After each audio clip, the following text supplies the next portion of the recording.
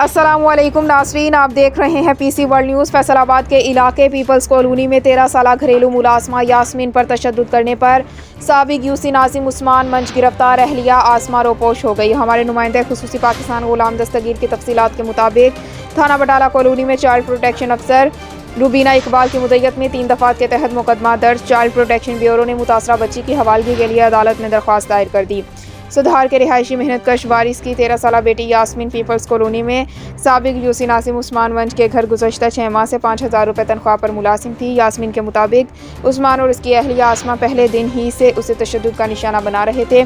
2 रोज़ कबल बर्तन टूटने पर भी उसे डंडों से मारा गया तो वो खौफजदा होकर अपने वालिदैन के पास जाने के लिए घर से निकल गई, लेकिन वो पेंसरा पहुँच गई, जहाँ से पेट्रोलिंग पुलिस ने उसे थाना बटाला कॉलोनी पुलिस के हवाले कर दिया। बटाला कॉलोनी पुलिस ने मुतासरा यासमीन का तिब्बी मुआयना करवा लिया और चाइल्ड प्रोटेक्शन ब्यूरो अफसर रुबीना इकबाल के मुद्दत में मियाँ बीवी के खिलाफ मुकदमा दर्ज करके साबिक नाज़म उस्मान मंच को गिरफ्तार कर लिया, जबकि उसकी अहलिया आसमा रोपोश हो गई।